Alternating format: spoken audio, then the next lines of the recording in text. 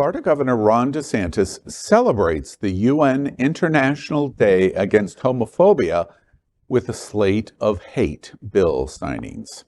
Florida celebrated the UN worldwide May 17th celebration today of International Day Against Homophobia, Biphobia and Transphobia. In Cuba, they celebrated with a Conga parade in Havana. U.S. embassies across the world held receptions. France held an educational conference in Paris, and President Biden and the White House discussed today how important standing against hate is for all Americans. So we are not surprised how Florida's Governor Ron DeSantis chose to celebrate today. He did so by holding a bill signing that Equality Florida described as the slate of hate. DeSantis chose to sign House Bill 1069 on Don't Say LGBT Expansion, Senate Bill 254, Gender Affirming Care Ban, House Bill 1521, the anti-trans bathroom bill, and then House Bill 1423, the anti-drag bills. The governor and Tallahassee GOP celebrated homophobia and transphobia with this hateful photo op. Equality Florida held an emergency press conference that was attended by Florida and national media, including Queer News Tonight. Joe Saunders, senior political director of Equality Florida, said, quote, "This marks the largest slate of anti-LGBTQ bills to be signed in a single legislative session in Florida history," end quote. In fact, today, Governor DeSantis made history for the largest single day of anti-LGBTQ plus legislation becoming law in a single day in American history. Saunders said in advance of the Florida governor's announcement to run for president, quote, "The nation should be on high alert. Today, we are all Americans," end quote. Equality Florida's executive director, Nadine Smith, said, quote, "Any insult from DeSantis against Equality Florida is a badge of honor. We are the resistance. They are trying to divide the LGBTQ plus community. They will not succeed. We are more united than ever," end quote. Then Saunders also made note of the importance in history of May 17th, today, by saying, quote, "Today is an all-out attack on freedom. Free states don't strip parents of the right to make healthcare decisions for their children. Free states don't ban books, censor curriculum, or muzzle free speech. DeSantis doesn't see freedom as a value worth defending. He sees it as a campaign slogan in his bid for the White House, and he is setting freedom and Florida's reputation ablaze in his desperation to win the GOP nomination. The nation should be on high alert. We are all Floridians as DeSantis seeks to export this blueprint of authoritarianism to the rest of the country," end quote. This is how Florida celebrated May 17th and the world's International Day Against Homophobia, Biphobia, and Transphobia, at least in Florida's capital and the governor's mansion. Well, crystal clear of what's happened today. The governor, as Equality Florida points out in this national press conference held today, he chose May 17th on the international celebration against hate in the world to the LGBTQ community to show signing of 4 hateful bills. And that's how he chose to mark the day. The one thing that I would say, and I've mentioned this before, in history, there have been 2 notable names that have gone down in flames, but at times had great success. In the 1950s, Joe McCarthy rang bells of the Red Scare, and for quite a while, 4 or 5 good years, he had quite the success of doing it, and people operated in fear of responding to the senator from Wisconsin, but was ultimately dismissed in total shame. The other time was a governor in Alabama named George Wallace, and he famously stood on the steps of the Capitol in Alabama to say against the Supreme Court and the President of the United States, we are not integrating our schools, and went down in flames.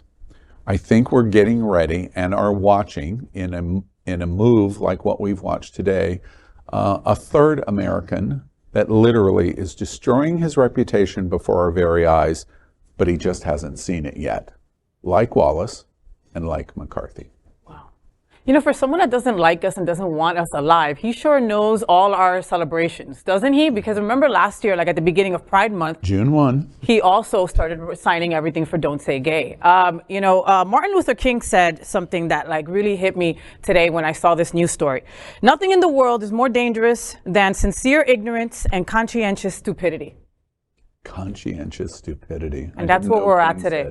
And that hit me like with a bag of bricks with what we're dealing with when you today. talk about all these people that didn't say anything to McCarthy back in the day, and waited, it reminds me a lot of what's happening right now here in terms of, it will take some corporations because money talks. Yeah. This is America, money talks.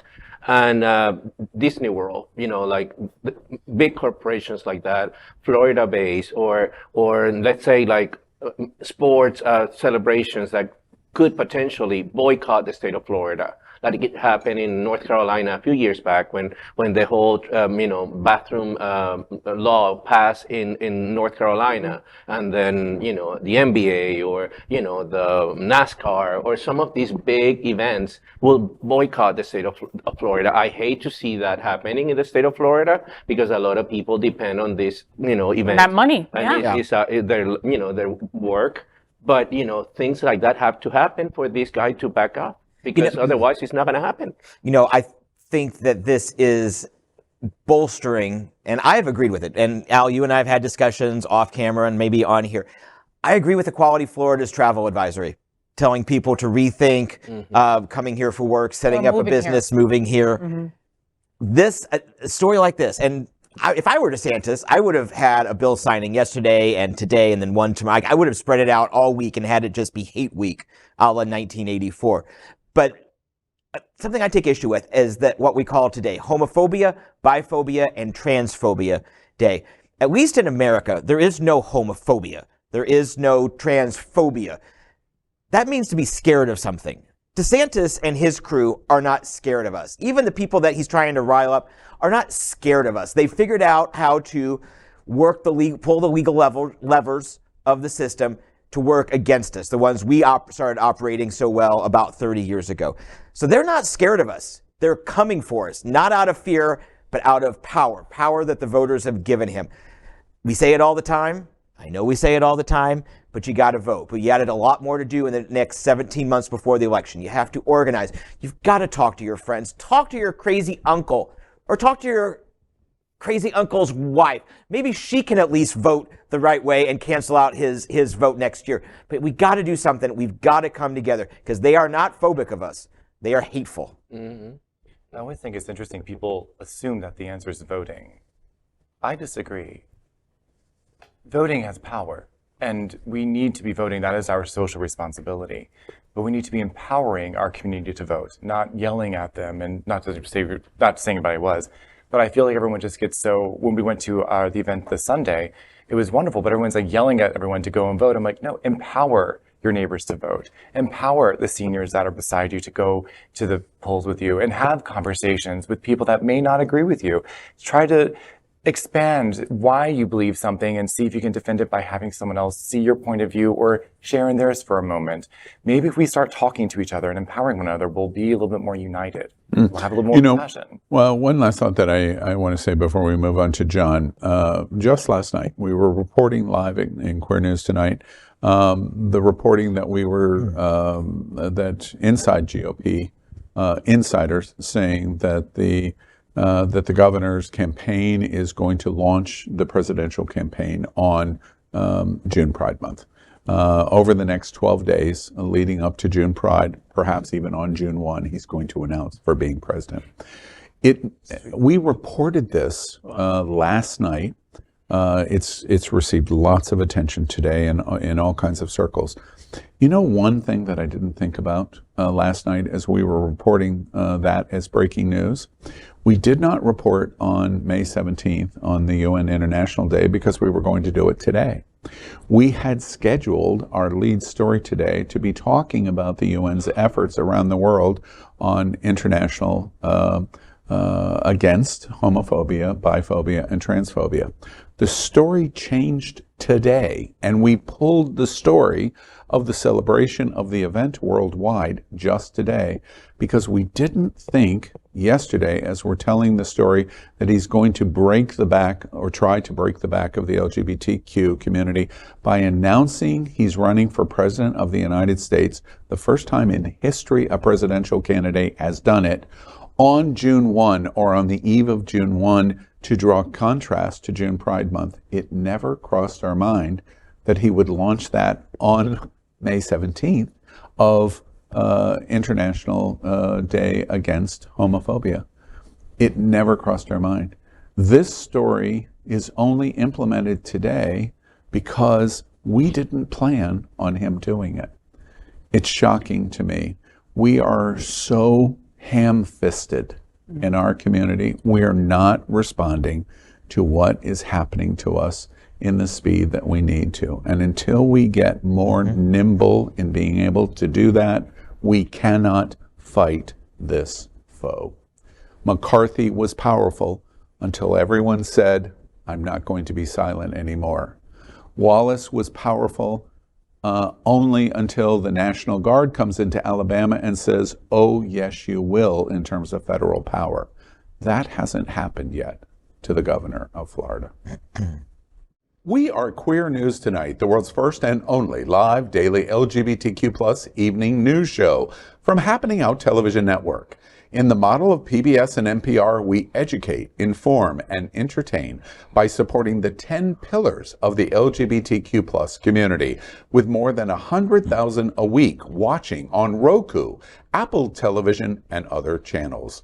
To keep the stories going, we accept donations with 100% transparency.